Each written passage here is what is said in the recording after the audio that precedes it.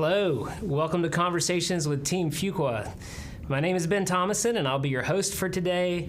I work in Duke Innovation and Entrepreneurship. One of my focus areas is entrepreneurship through acquisition, or ETA for short. So I'm really thrilled to be hosting this session with you, and I have my friend Brontavious with me today, who's a second-year student here at Fuqua and has been very involved on the ETA front. So we look forward to the next 25 minutes together. We've got a couple of things that we thought we would just go through to give you some tracks to run on, and then we're going to open it up to questions, so we hope you have those prepared for us. But before we do that, Brontavious, I wanted to turn the table to you just to share whatever you'd like to about your background. Well, of course, as he mentioned, second-year student, daytime MBA program here at Fuqua. Before this, I was in the military, served in the Air Force, previously teaching at the Air Force Academy, and I'm just excited to be here and talk to you all today about entrepreneurship through acquisition. Awesome. Yeah, this is a really fun space. A little bit more on my background and context. I came to Fuqua as a student back in 2002. ETA was not what it is today back then. I'm a finance person at heart. And after I graduated from Fuqua, I went into investment banking for 8 years, and now I've been back working at the school for the last 11 years now, and really excited about this entrepreneurship through acquisition space. One thing I thought we might kick it off with is just a little bit more getting to know you as well. Like, Brontavious, for you, like, as you considered different programs in schools, like, what was it that drew you to Fuqua and to Duke? Well, one thing about it is I knew what I wanted to do coming into school. I knew I wanted to do entrepreneurship through acquisition. And honestly, I felt that many schools could get me there. So one thing I wanted to focus on, what was important to me, was my experience at school, And, they say building wealth is a communal activity. So I wanted to be around people that I enjoy for the most part. So when I was reaching out and speaking to other schools, one thing that hit me was their reaction and the interaction between all of the students that I spoke with. I mean, as soon as I reached out, they reached back immediately, and I can genuinely say there wasn't a single person that I talked to that didn't immediately get back to me. And now being a second-year student, I understand how time-constrained they were, so it means even more now. Than it did then at the time. That's awesome. So, like, your experience with the Fuqua culture was just that, like, the current students that you were reaching out to were very responsive in answering your questions. They were engaged, and it felt like they wanted me here. So they want me here. I want to be here. It meshed. So that was the biggest thing. The whole Team Fuqua is more than just a catchphrase. It really is an environment. Well, I'm really glad you're here, and I feel the same way. I feel the same way. So let's keep it fun for a minute. We'll keep it fun for the whole session, but especially on this question, now that you've been at Fuqua for over a year, like, what have been some of your favorite memories so far? Well, listen, my all-time favorite memory is the GATES class, and the focus on GATES this year or last year was South Africa. So you take a class for a few weeks, and then at the end of this trip, at the end of the class, you go on a trip to South Africa. And during that time, I took the class with students that I had never seen before, because even throughout a year at Fuqua, you're so busy studying and recruiting. There are some people you don't meet. So I made new friends and also had an absolute blast in South Africa. Cape Town, Johannesburg, Kruger, all that, and it was amazing. That's awesome. I mean, just like the diversity of experiences that you get to have at Fuqua totally amazed me, and I love that you brought up this experience that you had and involved travel and spending time with classmates. It's really a big part of what makes things rich here. When you think about your ETA journey, I mean, you mentioned at the front end that this was something that was on your mind as you came to Fuqua. But walk us through a little bit more about, like, how you learned about ETA, and then even into, like, your experience so far at Fuqua and ETA. Tell us about that journey. Okay, so I'll rewind it back a little bit. While I was preparing to apply and come to business school, and I started this, and this is like maybe 2 years before I actually applied, like doing my research, looking into schools, and then actually trying to figure out what is it that I want to do. Because when you're first getting into this, depending on what your background is, there are a lot of things that you're learning. Okay, there's investment banking, consulting, marketing, all of these things that I'm looking at. And for all the work that it takes to get into business school, none of these things were really pulling me in terms of what I wanted to do or might want to do for the rest of my life. But as I talked to other people, this thing kept on coming up, and it's, ETA. What is ETA? Well, you always want to be an entrepreneur, right? I tell people, yes. The only problem is I am self-aware enough to know I never had a great idea. Like, let's be honest. So they were like, hey, you just buy a business. Granted, they oversimplify it, but you buy a business, you run it yourself as the CEO. And I thought to myself, pretty good lead. I might that sounds amazing. Might be able to do that. So as I continued to go in the search community, and the ETA community is very open. You ask one person questions, and it's just like the Fuqua community. They'll send you to somebody else, and they'll answer. So as I started applying, I focused on, of course, GMAT and applications. But in addition, just learning more about ETA. Ended up going to an ETA conference before I actually went into school, and that introduced me to a lot more of the ETA ecosystem. And as I dived into school, met other people here that were actually interested in it as well. I like to, give a shout out to John and Candy, who are the presidents of the ETA Club that we started this year. And from that point forward, we just worked together, learn more, and try to get a community of people that wanted to do ETA in the future together. Because when you focus on entrepreneurship, it's always the startup space, which is an amazing space, but we wanted to have room for people who also wanted to do things a different way, or for people like me who just don't have $1 billion idea. Yeah. And it's interesting, that you bring this up, because the word entrepreneurship is the first word in ETA. Yet a lot of times when people, hear the word entrepreneur, they think founder, and, they think 0 to 1. Yet with ETA, it's like this opportunity to be an entrepreneur, but with an existing business. What about that was appealing to you? Again, the one thing that was appealing to me was it was the only thing I was able to do at the time, meaning, like I said, I don't have that $1 million idea, so there was no way I could go into that. But another thing that was appealing to me personally was the people aspect. Coming from the military, I enjoy working with people. So being a CEO of a smaller company, you're very much as an operator in the weeds of things, so you get to deal with people. But also, you mentioned that the difference with taking something from 0 to 1. When you acquire a company, what that company becomes is very much up to you. And there are plenty of examples of a company starting off as one thing, and because of the CEO's insight or vision, it turns into something completely different.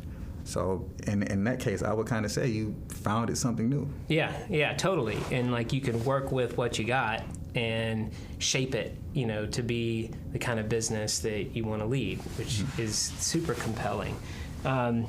We have a few questions coming in. I've got some that are written down that we were going to cover. But I think what I'd like to do is just like turn my attention here and maybe ask you a couple of these. As long as you start off with some softballs, I appreciate it. Okay, yeah. Let's see. So, do students usually have a venture? This is from Tiago. Do students usually have a venture company in mind that they want to acquire through ETA, or do they focus on raising capital first before looking for the business to acquire? So what is your experience so far on this front, Brontavious? So my personal experience is people don't usually specifically have a business in mind. They may have an area or industry that they're interested in, and then like they focus on kind of raising capital first. But at the same time, and one thing Jonathan, president of the ETA Club, he focuses on during this time in business school, it's a time to actually do your own kind of search, right? Like it's never too early to start looking at companies and seeing, doing a little bit of evaluation and seeing if this is something you want to acquire, because what else are you doing at school besides school recruiting. But you get the idea. You aren't losing out on any money because you aren't making any money anyway. So a lot of people actually do like a miniature search while in school, just looking at companies, evaluating them, seeing what industry they're interested in. Hopefully I answered your question. Yeah, no, I think so. So, what I'm taking from this is that, for the formal search, like where you get backed with financial backers to go formally find a business, that's like the search phase. You get your funding first, and then you're going to look for the business. There's a certain criteria that you've set out in agreement with your investors. But there's also some ways to iterate on this before you launch the formal search, because you haven't launched your search just yet. Not just yet. Getting close, and then so you mentioned there's just different ways you can test this out, and like kind of evaluating different companies. And the club does this by talking through monthly deal reviews, for example, is something that I've observed and been a part of. That was actually one today. Okay. Yeah, that's right. That was a lot of fun. Don't ask about the deal because I wasn't able to make it to the one today. I actually hopped in on that one. Okay. And it was pretty cool. So you mentioned Kinde, who's one of the co-presidents of the ETA Club, and he presented a deal on the ETA front, which I'm going to tuck that one away. We might come back to it, but I want to make sure we're addressing our audience questions here. Naaman has a question here about what's the difference between ETA and INE and INE in general. And do people come to Fuqua with ETA as a way of life? So I'm going to take the first part of that, and I'll be interested to get your thoughts on this. We can both kind of kick it around a little Sounds bit. Good. So, the difference between ETA and INE in general. So, Duke Innovation and Entrepreneurship serves the entire university, and Duke ETA within INE is one of the focus areas that I have within the portfolio of things that I'm helping to support the student experience in.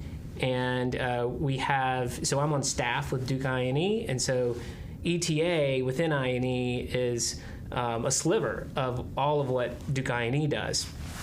At Fuqua more broadly, we have a full course that's an elective course for entrepreneurship through acquisition that is taught by Professor David Robinson. And one of the things we've alluded to in this conversation as well is just that there's an ETA Club. So there's a dedicated ETA Club at Fuqua, and Jonathan and Kinde are currently the two second-year co-presidents of that club, and Brontavious is a key leader within that ETA Club. And anything else you want to add to that? And then do people come into Fuqua with ETA as a way of life? Any reactions to that question? Well, as far as people coming into Fuqua with ETA as a way of life, we have a few. I would say I came in that way, so did Jonathan. But what I will say is when people come in, because a lot of people have never even heard of ETA, but once you start introducing them to it, like most of our club members hadn't heard about it before, but they came here. We had the CETA conference, so the Southeastern ETA conference, and they fell in love with it, and now their whole career trajectory have kind of changed. They're either looking to not do what they were doing and go into ETA, or their life plan consists of, okay, yes, I'm going to continue down this path of consulting or investment banking, but I for sure am 100% planning on doing ETA somewhere down the line. So more people come not knowing anything about it, I'll be honest, but once they hear about it, it really captures that entrepreneurial spirit within them, and they run with it. But you do have a few that come in with ETA being the end-all, be-all. Yeah, the way of life. Yeah, exactly. Yeah, that's true. So like you can come here with this being like your number one path. This might be the first time that you've even heard of entrepreneurship through acquisition. Many people during this session, that'll be you. And as Brontavious mentioned, it's a warm environment, one where there's a lot of people within the ecosystem that are eager to invest in you and with you and help you get up that curve, which is one of the things I really love about this space. I'm going to go along to the next question to keep us moving along here.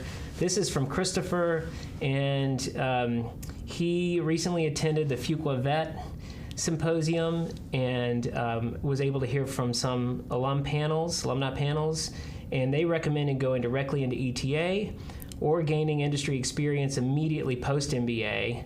And let's see, 0 of 6 recommended going straight to ETA. How do you push back against this option? So, this is an interesting question. Do you get some experience post-Fuqua before making the leap, or do you just do it directly? Yeah, wow. What are your thoughts? This is tough. One thing in the military we tell you not to try to do is get analysis paralysis, right? You do want to be prepared to go out there and be a CEO, but your first time of being a CEO is going to be your first time of being a CEO. So if you keep on pushing it back to prepare and do this, you can find yourself doing that forever. With that being said, this is very much an individual choice. You have to figure out where your strengths, where your weaknesses lie, and if you think you're prepared to get out there and do this. What I can say from my personal experience, I've talked to a lot of people that have gone down this entrepreneurship through acquisition path, like hundreds, and the overwhelming majority of them, and again, talk to your own people because you want to form your own opinion, but they've told me if they could have done it again, they would have gone straight out. And the reason being, right out of business school. Right out of business school. A lot of people did consulting, a lot of people did investment banking, and they said, yes, the skills in investment banking and consulting helped them a little bit. Like, you can't deny the powers of knowing financial modeling and consulting, but in the end, like I said before, being a CEO, owner, operator is a completely different thing, and nothing fully prepares you for it. And they said they were pretty much just as prepared as they would have been if they came straight out. But again, it comes down to a personal choice, because if you aren't ready, or if you feel you aren't ready, then push it off. But if it's something that you really want to do, as for me, I understand there are always things I need to improve on, but I came in with the fact of knowing I wanted to do this. So I'm going to jump straight out there. Is it a good idea? To be determined. To be determined. I love it. Yeah. I mean, I just love the adventurous attitude that you have on that. And it's kind of like, it's one of those things I'm hearing from you and I've heard from others. It's just like when you're ready to take that plunge, just like take it. And that's how you're going to learn the most. So not to discount the value you get from any of those other paths, because you can definitely learn in those areas and then apply that in ETA. But you also come to Fuqua with a wealth of prior experience in a different context. For you, it was in the Air Force. I think those are really interesting points, and just a lot to be said for taking the leap immediately after Fuqua. I will say, in my experience as well, we have, to your point about folks that do decide that the better path for them is to take a more traditional role immediately post MBA. I'm seeing a lot of interest within our Fuqua alumni community of alums that have been out anywhere from like 18 months to 2-3 years that are seriously considering, making this their next step. So that's also a path that has worked well for some Fuqua alums. All right. We have a question I want to keep rolling for us here, because we have about 5 minutes left. What kind of support does Entrepreneurship through Acquisition offer to international students? So I'd love to get any perspective you have from that, just as you have interacted with classmates that are international and that are, considering ETA. What have been your observations? My observations is, so we have a few international students in the ETA Club, and what I've realized is being an international student comes with its own plethora of difficulties. But the ETA community in and of itself is large. So you come here and we meet with other people. For example, at the CETA conference, you have people that come from different countries who've done ETA, and they're on, like, it was a group, they did ETA in Central America, and they look to back searchers who are trying to find a company either in their home country, if it was in Central America, or whatever other country that might be. So I think the support that we provide is helping you find those resources that are out there. And I'll be honest, those resources are less than people that aren't international, but they're here and we're there to help them find them. So it is possible, but I would be disingenuous if I said there's a plethora of them, but it doesn't matter because they're there and we're there to help them find them. Yeah, that's a great perspective. And you make some great points there, Brontavious. And one of the things I've noticed is there are a high proportion of international students that are actively involved in the ETA Club. One of the paths within ETA, and we'll certainly get into this a lot more in different sessions when you're here at Fuqua, but one of the ways you can divide the world of ETA is traditional search, accelerators, and then self-funded search. And self-funded really just means like you're pulling together resources to go buy a business. Traditional is a full model, and accelerators are essentially a model where you're backed by one investing organization, and they've developed a cohort of searchers, and you're part of that cohort. And several of the accelerators, I know, for example, we had a speaker at the ETA conference who was an international student at a different MBA program, but went to one of the accelerators, and that is a path. And then, as you mentioned, search has become a global a global pathway. And so there are many search funds that are supporting search in countries around the world. So I think that's super exciting and a growing trend. Let's see. I would like us to try to tackle maybe one or two more questions. Here we go from Tiago. Could you further explain how the research process works? Does the ETA Club bring deals for students to look into? And how do you find such companies to potentially acquire? So what the ETA Club does, we do a little bit different. It's our job to go out there and find deals that we might like and bring it to the table, and then we'll break it down. And just to be clear, the deals we find doesn't necessarily mean that company is for sale, right? We're just looking at it to see if we would buy it if it were for sale. And starting off, like, we'll go on Biz Buy Sell, and of course that's probably not where you look if you actually kick your search off, but it's a place you start somewhere. You just look at these deals, we source the deals ourselves, then bring them to the table, and we look at it. And to give you more insight on how it actually works, for the most part, let's say it's my week. I'll go find a deal, and I'll also do the evaluation myself, then bring it to the table. Then Lynn Tran, who's usually there, an alumni who is kind enough to give his time to help us out, he'll walk us through it, see what he thinks, what he liked about what we did, and if he would actually buy the company. And he was generous enough to offer, and this is the Fuqua Team Fuqua mentality. If we just so stumble across a deal, it doesn't happen often, that he actually likes, he'll back us. Hasn't happened yet. Yeah, that's pretty But if amazing, he finds one, he'll back us. Yeah, so this is a great example of the kind of activity that the ETA Club is supporting, and they do this, as Brontavious mentioned, on a regular monthly basis, a deal review. That's what you'd alluded to earlier in the conversation, that this was the call that actually happened today. It was the day of the monthly deal review. Ling Tran is a Fuqua alum who has done this himself. He had gone to the corporate route and then exited to take on entrepreneurship through acquisition. And one of the things that, I know we're going to look to close this out in the next minute, but I thought it would be worth us just contextually providing to everyone on the call. I alluded to like the different paths of ETA. And, I would say in one bucket, generally, there's the traditional search model. In the second bucket, as I mentioned before, the accelerator. And the economics of the traditional and the accelerator are very similar. And then there's the self-funded search.